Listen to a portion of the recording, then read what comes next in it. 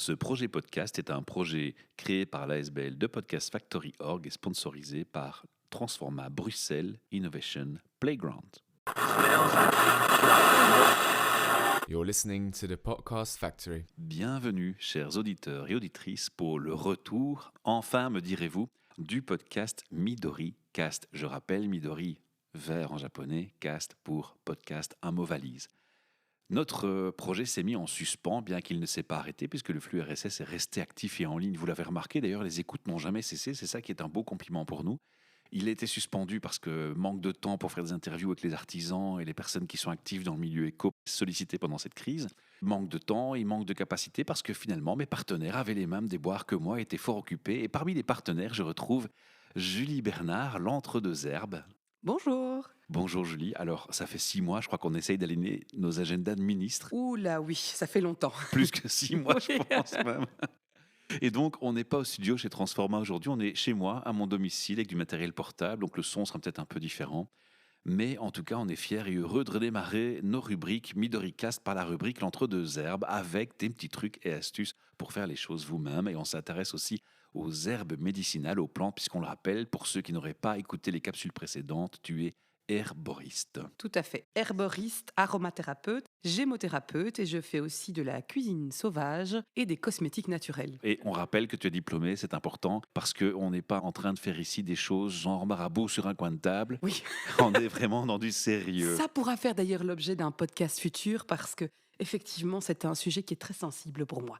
D'accord, mais je le sais, c'est pour ça un peu que je te lance mon petit clin d'œil. Alors, pour fêter nos retrouvailles, on va commencer. Chose n'est pas coutume, en général, on fait des annonces en fin de podcast, mais comme les gens nous ont manqué et t'ont manqué aussi, on va quand même faire un petit mot sur ton évolution depuis ces 2 ou 3 années où on a mis en suspens notre collaboration. C'est 2 ans, 3 ans presque. Oui, à peu près, c'est ça, Voilà. à peu près 3 ans, l'âge de mon fils aîné, à peu Alors, près. à l'époque, tu proposais déjà des ateliers. Oui. Est-ce que tu peux nous toucher un petit peu un mot sur comment évoluer ton activité? J'imagine qu'elle a d'abord été impactée par le Covid, comme tout le monde. Tout à fait. Effectivement, j'ai dû arrêter mes ateliers collectifs et mes formations. Donc, j'ai un petit peu réfléchi ma manière de travailler. Et donc, j'ai un petit peu plus boosté les choses individuelles et à la carte, D'autant que les gouvernements nous ont oubliés pour ce genre d'activité. clairement. Et donc, je continue aujourd'hui les ateliers collectifs et les formations collectives. Mais je mets un petit peu plus l'accent aujourd'hui sur les consultations individuelles. Donc, j'ai commencé ça il y a quelque temps. Et je fais aussi de plus en plus de formations et d'ateliers à la carte. Et donc là, c'est vraiment en fonction des besoins et des envies des personnes qui forment parfois un petit groupe, parfois pas. Et je crée des ateliers et des formations pour ces personnes-là. Ah, la carte, c'est vraiment du VIP, quoi. Oui, Waouh. tout à fait. Alors, si je veux te consulter pour une consultation, comme tu dis, privée, c'est dans quel contexte, c'est dans quel cadre on te contacte? C'est pour nous aider à se mettre à la permaculture ou c'est pour nous Non, aider c'est à nous... vraiment dans le cadre de soins de santé au naturel ou de compléter des traitements qui pourraient exister en allopathie. Et donc, mon objectif, c'est vraiment de soutenir les personnes qui sont dans une démarche de soins naturels et de voir avec ces personnes-là comment intégrer des soins naturels à leur mode de vie ou à des problèmes de santé, tout simplement. On est bien d'accord que tu leur apprends à être autonome dans le secteur. tout à Tu ne fait, viens tout à pas fait. faire comme un pharmacien, faire ses préparations chez eux à domicile à Non, chaque non, tout à demande. fait. Donc ici, l'objectif, c'est généralement, il y a 1 voire 2 consultations. Pendant la première consultation, on fait un petit peu le point sur les besoins, les envies, s'il y a des problèmes de santé existants, s'il faut travailler sur ces problèmes de santé existants. Et parfois, une deuxième consultation est nécessaire pour ajuster les pistes de traitement qu'on pourrait avoir. Et donc, l'objectif, c'est que les personnes puissent s'en sortir toutes seules, en fait. Ça, c'est vraiment le but. Un très beau projet. Moi, j'ai vraiment envie d'en savoir plus, mais on va faire ça au fur et à mesure des différents podcasts qui vont revenir. On fera des rappels réguliers. On fera peut-être aussi un podcast sur ce sujet-là précisément. Dernier rappel avant de commencer le sujet. Certains auditeurs vont nous découvrir dans cette première émission depuis un moment. Donc, certains ne t'ont pas écouté avant. On les invite à aller voir les précédents podcasts où tu expliques comment faire sa mousse à raser soi-même, son shampoing soi-même, son dentifrice soi-même, que faire de son marc de café. Enfin, j'ai encore en tête pas mal de nos échanges. Oui. Alors certains pourraient se dire, mais qu'est-ce que ça fait dans un podcast sur les causes environnementales et la transition? Mais justement, repasser à des habitudes de vie qui sont propres à ce que nos grands-mères et nos ancêtres faisaient, respectueux de la nature et de l'environnement, faire les choses soi-même, ne pas faire appel aux grands circuits de consommation, c'est aussi une démarche de transition, une démarche écologique. Et voilà pourquoi on met cette rubrique en avant avec beaucoup de fierté. Oui, exactement. Aujourd'hui, tu vas nous parler de aïe aïe aïe. L'ail des ours. Ah, c'est pas aïe aïe aïe. C'est presque aïe aïe aïe, aïe aïe aïe, aïe des ours. Alors, bête et honte, mais je ne connaissais pas l'ail des ours. Et tu me dis que c'est connu. Alors là, je me sens comme un idiot du coup. Mais non, tu vas apprendre, c'est ça qui est bien. c'est la plante comestible à la mode et c'est pour ça que j'avais un petit peu envie d'en parler parce que justement, quand c'est à la mode, parfois, il y a un peu de dérive et donc c'est bien de remettre un petit peu un cadre sur le fait que c'est aussi une plante médicinale, qu'elle a des indications, mais donc aussi des contre-indications et de refaire un peu le point sur tout ça. Je me rappelle un prof de bio au nursing de Mons, dans mes études paramédicales, qui nous avait raconté une anecdote du genre. Un docteur qui disait à une vieille dame, manger une pomme, c'est bon pour le cholestérol. Et puis elle en avait tellement mangé qu'elle s'était posé des problèmes d'estomac. Voilà, pour illustrer, c'est un peu ça. C'est tout à fait ça. L'ail des ours, qu'est-ce que c'est que ça? C'est une plante en fait qui, outre avoir un intérêt gustatif, Ça a le goût d'ail? oui, c'est un petit goût qui est proche de l'ail, mais aussi, je dirais, du cresson, par exemple, une plante un peu verte. C'est vraiment un subtil mélange entre les deux. Entre cressonnette et ail. Ouais, c'est ça, à peu près. Il y a plusieurs plantes que je situerais là, mais l'ail des ours, c'est vraiment une plante qui a vraiment un très très bon goût qu'on retrouve d'ailleurs dans beaucoup de choses maintenant, même au niveau industriel. Tu vas dans un supermarché acheter un morceau de fromage à l'ail des ours, ça devient courant. J'en ai trouvé dans un supermarché il y a pas plus tard On qu'il y va a pas 2 les jours. citer, on va pas leur Non, faire leur non, pub. non, c'est pour ça que je dis supermarché, que je donne pas de nom. Mais dans les magasins bio, tu vas en trouver beaucoup. Tu vas trouver du pesto à l'ail des ours. Ça, c'est, je dirais, la méthode la plus classique de travailler et de conserver l'ail des ours, en fait. C'est vraiment le plus connu. Mais pourquoi déjà on l'appelle ail des ours? Tu te demandes. Peut-être les ours adorent cette plante et grattent pour la bouffer. Il y a une légende, en fait, qui raconte qu'à la sortie de l'hibernation, les ours allaient manger de l'ail des ours pour se purger et se réveiller. Je pensais qu'ils disaient, je suis plus de la gueule, j'ai dormi pendant 3 mois. Mais ça, c'est bien. On sent pas de la bouche avec l'ail des ours, pour le dire poliment. Mais donc non, il n'y a pas cette haleine qu'on peut avoir avec l'ail classique. Donc ça, c'est déjà un point positif pour l'ail des ours. Un premier apprentissage pour moi. Pour faire un petit peu quand même de cadre, donc son nom latin, c'est Allium ursinum. Je rappelle pourquoi Ça c'est ne important. ressemble presque pas au nom. Je rappelle juste pourquoi c'est important, les noms latins. C'est qu'en fait, dans les plantes et dans le langage courant, on peut donner plein de noms à une plante. Ça, j'avais retenu d'un ancien podcast. C'est vrai, hein, je l'avais déjà dit. Et donc, tu peux trouver le même nom pour différentes plantes ou plein de noms pour une seule plante.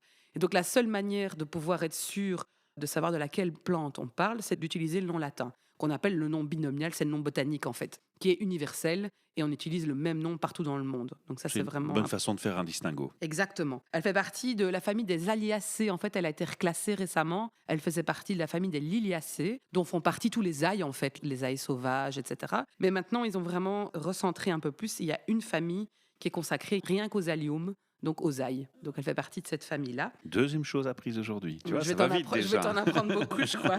Et c'est une plante en fait qu'on va commencer à récolter maintenant. Donc c'est une plante. On est de saison. Alors oui. Maintenant, tu sais, il y a 2-3 semaines avant la mise en ligne du podcast. Ça collera. D'accord, c'est ça parfait. collera, parfait. C'est une plante qu'on trouve généralement de mars à mai, à peu près. On est début mars, donc on est dans les temps. Elle commence à pointer le bout de son nez. Le mien commence à sortir ses petites feuilles dans mon jardin. Et c'est une plante, en fait, quand elle se plaît quelque part, elle pousse, elle y va, quoi. C'est en colonie. Oui, mais quoi, on est envahi ou? C'est presque ça. Oui. C'est presque ça envahissant. Si elle se plaît à un endroit, elle va envahir l'endroit. Et d'ailleurs, c'est comme ça qu'on la retrouve, c'est par colonie. Vraiment parfois sur des hectares complets, mais il faut chercher l'endroit, effectivement, où elle va se trouver. C'est une plante qui aime bien les sous-bois, les forêts, les sols un peu humides. Et en fait, elle aime bien les sous-bois et les forêts parce qu'elle n'aime pas trop le soleil direct, mais elle a besoin d'un petit peu de lumière quand même pour se développer. Et à cette saison-ci, dans les forêts, il n'y a pas encore de feuilles. Et donc, elle profite vraiment du soleil qui traverse les branches des arbres pour relancer son cycle végétatif et commencer sa vie en printemps. Moi, je trouve qu'elle porte pas bien son nom. Elle devrait s'appeler l'ail des fainéants parce qu'il n'y a pas à jardiner. Bon, j'arrête de lancer mes vannes. Elle pousse toute seule, c'est bien. Ouais, Moi, c'est ça, mais tu me connais, moi je suis un peu... Dans mon travail, comme ça, je suis un peu partisane de la loi du moindre effort. Tout ce qui demande trop de travail, les gens ne le feront pas chez eux. C'est respecter la nature. La nature ne nécessite pas d'effort. Normalement, on n'a pas à bêcher son jardin dans la nature pour manger. Il faut accepter la lenteur de la nature et aussi la périodicité. Et moi, c'est ça que j'aime bien avec l'ail des ours, c'est que c'est une période définie dans l'année, mais moi, je ne vais pas en consommer en dehors. Alors, il y a des méthodes de conservation, j'en parlerai un peu plus tard. Pour ma part, j'en consomme au moment où elle est disponible. Et c'est ça que je trouve ça intéressant. Parce qu'il y a tellement de plantes intéressantes qui sont comestibles qu'à un moment donné, en fait, on peut avoir tellement de diversité qu'on n'est pas obligé d'avoir la même plante toute l'année. Et ça, c'est bien. Parce qu'on trouve plein de produits à base d'ail des ours toute l'année dans les magasins. Mais moi, je trouve que c'est un côté pas intéressant dans la consommation. Ça, c'est, Puis moi, je pense que chaque plante a son moment dans l'année. Exactement, c'est ça. Tout à fait. Alors, comment est-ce qu'on peut reconnaître l'ail des ours? Déjà, l'odeur caractéristique. Si tu arrives dans un spot de cueillette d'ail des ours, ça va sentir l'ail. Tu vas le sentir tout de suite. Mais ça sent l'ail classique? Oui, ça sent l'ail. Ça sent l'ail entre l'ail et la ciboulette, j'ai envie de dire. Encore une fois, Ouais. entre deux choses. Ouais. T'es vraiment, au niveau saveur et odeur, tu te situes entre ail, cressonnette, ciboulette, enfin, vraiment Ouais. dans ces odeurs-là. Un peu piquant comme ça, mais vraiment très intéressant. Les feuilles, en fait, on appelle ça en forme de fer de lance. Donc, c'est vraiment des feuilles qui sont assez longues, pas trop larges, qui ont vraiment des nervures parallèles. Donc, c'est vraiment tout dans le sens vertical. Les feuilles sont assez fines, de consistance un peu comme la laitue. Et elles ont, alors ce qu'on appelle un pétiole. C'est quoi un pétiole? C'est une espèce de longue tige donc, qui sort du sol et du bulbe en fait de l'ail des ours et qui va donner la feuille un peu plus loin. Donc on dit qu'elle a un long pétiole en fait, Ouais. donc une espèce de tige qui est de forme triangulaire. Donc si on sent la tige entre les doigts, on va sentir qu'elle est triangulaire. Ah oui, d'accord. Bah bon, du Quelques coup, on a tips. eu un rappel pour les étudiants de secondaire, les tioles pour la biologie. Hein. Oui, puis c'est important, et ça j'y Exact. reviendrai, quand on récolte une plante, d'être sûr de ce qu'on récolte. Oui. Donc d'avoir des petits tips pour la reconnaître, ça c'est vraiment hyper important. Tu vas me parler de cette plante parce qu'elle a des particularités, j'imagine. Ouais. Spécificités d'ailleurs. Tout à fait. Alors déjà, en cuisine, on utilise énormément. Pourquoi? Parce qu'elle a une saveur très intéressante, très fraîche, qui va vraiment rehausser beaucoup, beaucoup de choses. Plus que de l'ail classique, c'est ça? C'est très différent en fait, parce que tu as le côté plus vert. Là, il y a vraiment ce côté caractéristique de l'ail, ce goût inimitable quelque part. Il n'y a pas autre chose qui goûte l'ail. L'ail des ours a ce petit côté aillé, mais ce côté ciboulette, cressonnette qui apporte de la fraîcheur. Ça rapporte de la fraîcheur que tu n'as pas avec l'ail classique en fait. C'est Donc les un grands petit peu chefs de différent. cuisine apprécient cette ail en particulier. Il est énormément utilisé en cuisine. Je te dis, c'est vraiment la plante comestible à la mode. On la voit partout. Tu la verras dans plein de restaurants. Et qu'est-ce qui fait qu'elle est à la mode maintenant? Parce que c'est une des plantes comestibles la plus facilement reconnaissable aussi. Par son odeur, par sa forme, par vraiment ce qu'elle est en fait. Elle est vraiment très facilement reconnaissable. Et donc, c'est souvent une des premières par lesquelles on commence la cuisine sauvage. C'est vrai qu'elle a des côtés médicinaux, ça je vais y revenir aussi, mais en cuisine, ce qui est intéressant, c'est de l'utiliser, comme je disais, à ce moment-ci. Pourquoi? Parce qu'au niveau conservation, il n'y a pas beaucoup de méthodes efficaces. Le séchage, qu'on pourrait utiliser pour les plantes aromatiques classiques, c'est pas intéressant. Pourquoi? Parce qu'elle perd toute sa saveur au séchage. Et en plus, elle va perdre une partie des propriétés médicinales. Donc là, c'est pas une bonne chose. La congélation classique non plus. Elle perd toute sa saveur, elle n'a plus aucun intérêt une fois qu'elle est congelée. Donc c'est pas une bonne solution. La méthode la plus classique, c'est d'en faire un pesto. Alors là, il y a plein de recettes différentes. J'aime bien moi le pesto. C'est délicieux. Moi, je Je vais travaille t'inviter avec. pour en faire un atelier pesto ici, hein, je te dis déjà. Mais je fais ça. Ouais, je Je sais. fais des ateliers de cuisine, ça, j'adore. On cuisine, on va cueillir, on mange. Ah ouais. Dès qu'on parle de manger, moi, c'est fou. Bon, ça y est, t'as mis l'appétit à la bouche à tout le monde. Quand on nous écoute maintenant, ils vont tous se ruer dans le frigo. Où est-ce qu'il est mon ail d'ours? Exactement. Donc le pesto, c'est vraiment le truc le plus classique. Alors souvent, on voit des recettes à base de pignons de pain ou de graines de tournesol. Moi, j'aime bien travailler la graine de tournesol. D'abord parce qu'elle est plus économique que le pignon de pain. Et puis, c'est un truc qui vient de chez nous. Donc, c'est Exactement. facile à trouver. Je mélange des feuilles d'ail des ours avec des graines de tournesol, avec de l'huile d'olive et du parmesan. Et là, j'en fais un pesto. Alors, il existe plein de concentrations différentes disponibles. Je pourrais vous mettre la recette sur mon site ou même la mettre en lien avec En le dessous du podcast. podcast, on mettrait une recette pesto. Voilà. Bonne idée. C'est une recette classique, je crois que je l'ai déjà partagée maintes et maintes fois sur ma page Facebook. C'est vraiment le truc le plus évident. C'est principalement les feuilles qu'on consomme, mais on peut consommer les fleurs aussi. Un autre truc que j'aime bien faire, c'est ciseler l'ail des ours, le mettre dans des bacs à glaçons et mettre de l'huile dessus, de l'huile d'olive. Et tu congèles l'huile d'olive. Et ça te fait des glaçons d'huile d'olive à l'ail des ours. Et donc quand tu cuisines, tu utilises ça dans ta préparation et ça rajoute ce goût d'ail des ours. Trop fort. Et là, ça conserve du coup. Et là, ça conserve bien. Mais parce qu'elle est enfermée dans du gras. l'huile. Ouais, dans le gras. C'est le gras qui va réussir à garder Les arômes. les saveurs et les arômes. Exactement. Que une congélation classique va détruire ça. C'est beaucoup trop agressif pour la feuille, qui est trop fragile. Donc elle perd tout ça. J'imagine que ce procédé il fonctionne pour plein de plantes. Pour toutes les plantes aromatiques. Ça, c'est un bon truc. Si vous faites pousser vos plantes aromatiques chez vous pour les conserver, c'est un super bon truc. Et moi, ce que je fais, c'est que je les mets dans le bac à glaçons. Une fois que les glaçons sont faits, je mets dans des boîtes. Et donc, j'ai des boîtes de glaçons dans mon congélateur Par arôme. avec toutes les plantes aromatiques. Ouais. Le thym, le romarin. Alors, celui qui me dit qu'il n'a pas appris un truc en écoutant ce podcast, c'est qu'il n'a rien écouté. Oui, j'adore ça, donner des petits trucs. Ça, c'est, tu sais bien, j'aime bien ça. Et tu sais que, petite parenthèse, on sort du sujet 1 minute pour une parenthèse. Il y a une nouveauté dans nos projets, c'est qu'on vient de se mettre à faire des transcripts des podcasts. C'est-à-dire que les personnes avec des problèmes de surdité ou malentendants pourront avoir le contenu du podcast en Mais lecture. ça, c'est génial. Et on pourra choisir des passages du podcast avec une ligne de temps. Tu sais ce qui serait sympa aussi, mais là je sors honnêtement du cadre, mais c'est de le faire en langue des signes à un moment donné. Oui, avec la vidéo. On va y penser. C'est une très bonne J'ai remarque. suivi des cours de langue des Bon, signes. ben, et je trouve revois ça, tes bases. Revois ouais, tes il va bases. Tu falloir, m'as il va challengé, je vais Mais je relever connais le une challenge. interprète, super sympa. Ok, on va fixer ça. Allez, on revient à d'autres sujets. Donc au niveau médicinal, donc elle a aussi un intérêt. Elle a beaucoup de propriétés en fait. Je vous les donne un peu en package comme ça, mais c'est une plante qui est antiseptique au niveau intestinal et pulmonaire. C'est une plante qui a un côté préventif des infections. En usage externe. Même le fait de la consommer en alimentaire va être préventif des infections. Donc c'est ça D'accord. qui est intéressant. C'est un hypotenseur, donc là ça donne une indication aussi Ça descend à la sur tension ses artérielle. voilà. Ça donne une indication sur ses contre-indications aussi. Donc il ne faut pas donner ça à quelqu'un Qui fait de l'hypotension, qui qui fait a des déjà de soucis de l'hypotension. tension artérielle. Exactement. On est bien d'accord. C'est un fluidifiant sanguin, donc attention aussi, toutes les personnes qui prennent des fluidifiants sanguins ou toutes les personnes qui ont déjà un sang trop liquide ne peuvent pas trop consommer ce genre de Et on va le produit. déconseiller aux hémophiles. Donc. Exactement, tout à fait. Les hémophiles sont ceux qui ont un problème de sang qui ne se coagule pas en cas de blessure, qui continuent de saigner. On va Exactement. vulgariser un petit peu les Oui. termes. Alors, c'est aussi un bon dissolvant de l'acide urique. Alors, l'acide urique, c'est quoi? C'est quelque chose qui peut apparaître au niveau du corps quand on a un problème d'équilibre de l'acidité et qui va former des petits cristaux, principalement au niveau des articulations, et qui va gripper les articulations.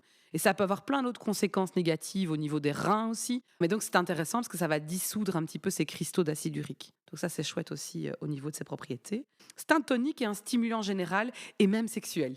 Ah ah. Ça, c'est petit clin d'œil au podcast sur les aphrodisiaques naturels. Mais j'ai pensé à toi parce que récemment, j'ai un partenaire de l'ASBL qui s'appelle Love Health Center à Bruxelles. Mhm. Et ils font des podcasts sur la sexualité. Ils ont fait récemment un podcast avec Claudia Kaiser qui conseille sur l'alimentation et qui fait le lien entre l'alimentation et la sexualité. Mmh. Et c'est aussi un petit clin d'œil qu'on a fait. Il y a certains aliments qui ont un effet non seulement aphrodisiaque, mais surtout sur les hormones. Tout à Parce fait. qu'en fait, l'aphrodisiaque, c'est un effet, mais ce qui est derrière, en fait, l'alimentation, c'est que dans tout ce qu'on mange, dans tout ce qu'on boit, dans tout ce qu'on consomme, il y a un moment ou l'autre un effet dans le tube digestif, dans le système digestif, qui aura un impact au niveau de la sécrétion des hormones. Oui.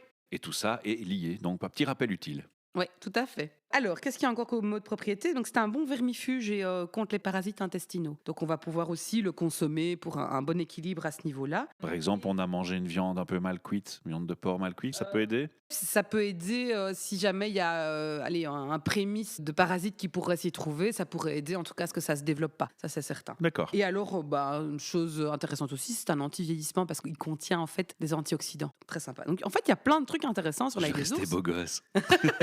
Il y a plein de trucs intéressants qu'on ne soupçonne pas et on le consomme parce que c'est la plante à la mode, mais en fait, on ne sait même pas ce qu'elle fait au niveau médicinal. Et donc, je trouve Pour une ça fois, la intéressant. mode a du bon. Oui, ah oui. Franchement, c'est une plante extraordinaire. Par contre, elle est un peu victime de son succès. Et c'est là aussi où je pense que c'est important de remettre un peu un cadre quand on travaille avec les plantes sauvages en cuisine. Il ne faut pas faire ça n'importe comment. Il y a plusieurs règles à respecter quand on est un bon cueilleur. C'est d'abord de respecter le spot de cueillette, comme on dit, donc l'endroit où on va prélever la plante, de déjà s'imaginer on peut en consommer, mais dans le respect de l'endroit où on cueille aussi. Il faut assurer la pérennité de la plante. Mais il ne s'agit pas de saccager les lieux pour Voilà. que finalement elle ne puisse plus pousser. Exactement. Donc on va pas C'est un commencer. peu comme une pêche excessive. Oui, tout à fait. On va pas commencer à arracher les plants. Déjà, on va couper la tige ou la pincer entre les doigts pour pouvoir couper la feuille, mais on va certainement pas commencer à arracher les feuilles et retirer du coup tous les bulbes qui garantissent la reproduction de la plante. La pérennité de Voilà. la plante, oui, tout à fait. Il Bonne y a remarque. ce côté-là. Il y a aussi le côté, on ne va pas non plus cueillir à outrance et ne pas consommer tout ce qu'on cueille. Donc, Pour il jeter faut- finalement. voilà, Et il la culture du gaspillage Tout qui à a fait. trop duré chez nous. Il faut cueillir de manière raisonnée et ne cueillir que ce dont on a besoin.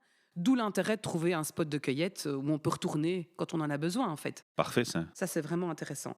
Ce qui est important, c'est d'être sûr de soi. Parce que en matière de cuisine avec les plantes sauvages, il y a toujours le danger de se tromper. Et quand on se trompe, ça peut être très grave. Les confusions possibles avec l'ail des ours, ce sont des plantes qui sont toxiques, voire mortelles. Et donc, il faut faire super attention. Ça, c'est dans tous les cas où on travaille avec des plantes sauvages, que ce soit pour la cuisine ou pour le médicinal. Il faut faire super attention et on ne cueille pas si on n'est pas totalement sûr de soi à 100%. Et tant qu'on est au conseil de sécurité, on va rappeler que sur le site, tu as rédigé un texte qui met en garde en disant voilà, je donne des conseils, je ne suis pas médecin.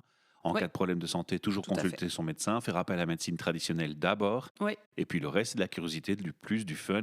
du plaisir Exactement. et une transition intellectuelle et pratico-pratique. Tout à fait, donc c'est hyper important d'avoir conscience de ça. Alors au niveau des confusions possibles, on pourrait la confondre avec le muguet, mais je pense que dans nos régions, on connaît quand même bien le muguet. La grande différence, c'est que le muguet n'apparaît pas exactement au même moment, il est plus tard, il est plus vers le mois de mai. Donc là, on est un petit peu décalé par rapport au moment de la sortie de la plante et de la floraison. La nature a bien fait ça. Oui, c'est ça. Et souvent, quand le muguet sort, l'ail des ours est en fleur. Et on ne peut pas confondre la fleur des deux. La fleur de l'ail des ours, c'est une espèce de boule d'étoile, comme ça. C'est très joli d'ailleurs, c'est une magnifique fleur. Et qui est comestible et donc très intéressante pour décorer les plats. Si on a envie de faire une jolie assiette, on peut utiliser la feuille. Bon, ceci dit, de je la pense fleur. pas qu'on risque d'être très malade en mangeant des fleurs de muguet. Eh bien si, Si, figure-toi. c'est vrai. C'est Ah, très voilà. toxique, voire mortel. Donc c'est très dangereux de consommer du muguet. Bon, je fais l'idiot, mais finalement, c'est bien que je le Non mais fasse. c'est bien, oui, non, tout à fait. Et beaucoup de gens ne savent pas ce genre de choses. Quel est le danger du muguet? Donc, carrément la mort. C'est mortel, oui, ça peut être mortel, Ah ouais. tout à fait. La grande différence, c'est qu'aussi que la feuille est beaucoup plus épaisse, beaucoup plus large en son centre, et elle est ce qu'on appelle engainante. Ça veut dire quoi? Ça veut dire qu'en fait, la feuille va entourer un petit peu la tige, le pétiole, tandis que dans l'ail des ours, pas du tout. La feuille n'est pas du tout engainante, elle commence, la base de la feuille commence le long de la tige et la feuille commence. Il n'y a pas d'endroit où ça se confond. Tandis que dans le muguet, on a vraiment cette feuille qui entoure la tige, en fait, à un moment donné. Ça, c'est la grande différence. Et c'est aussi une grande différence avec la colchique, qui est aussi une plante avec laquelle on pourrait confondre l'ail des ours, mais qui est aussi très toxique, voire mortelle. Donc là, il faut faire très attention. Qu'oublier la chanson Colchique dans les prés, Ce sont les deux plus grosses confusions possibles. mais les plus dangereuses. Voilà, les plus dangereuses. Quoique quand on connaît bien l'ail des ours, c'est difficile de se tromper. Déjà, il y a l'odeur qui est caractéristique. Bah oui. Mais le danger, c'est que quand, au moment où on récolte, nos doigts commencent à sentir l'ail des ours et donc on ne sent plus la différence. Donc c'est vraiment important d'observer chaque feuille qu'on cueille et de ne pas se tromper à ce moment-là. La dernière confusion possible, c'est avec les aroums. C'est une famille de plantes qui pourrait ressembler vaguement, mais c'est très vague. Donc je pense que si on se trompe, c'est qu'on est vraiment une quiche. Pour le dire gentiment, c'est pour rire que je dis ça, mais voilà, quand on s'est un petit peu intéressé à l'ail des ours, je pense qu'on ne peut pas se tromper. Donc si on a vu une photo d'ail des ours, si on a déjà vu la feuille à quoi elle ressemble, on ne peut pas se tromper.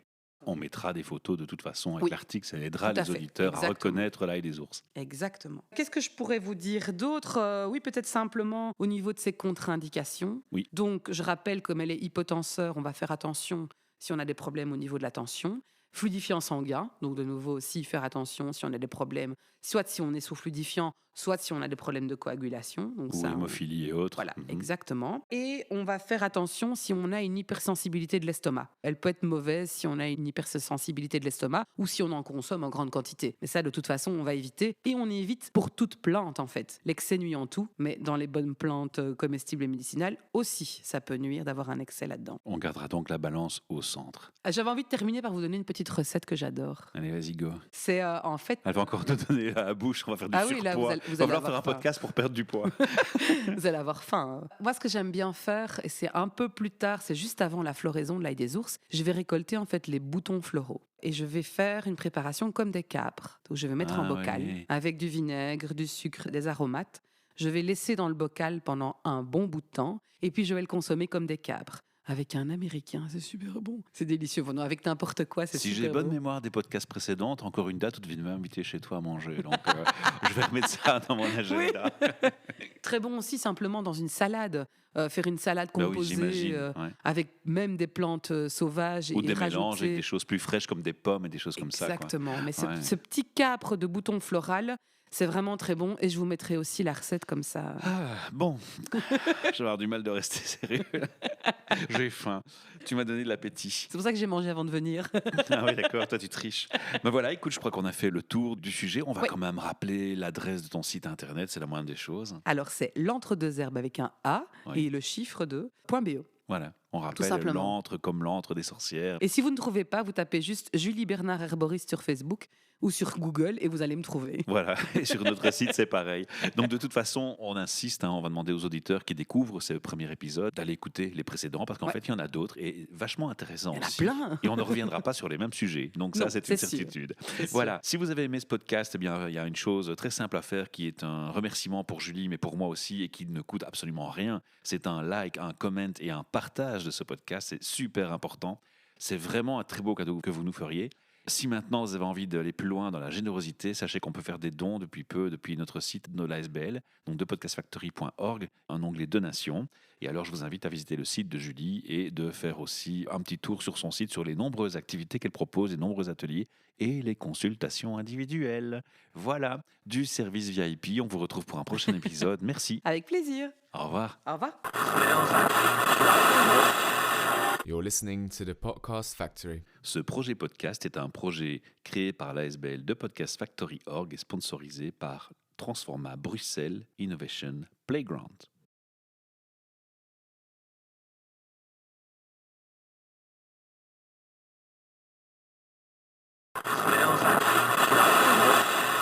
You're listening to the Podcast Factory.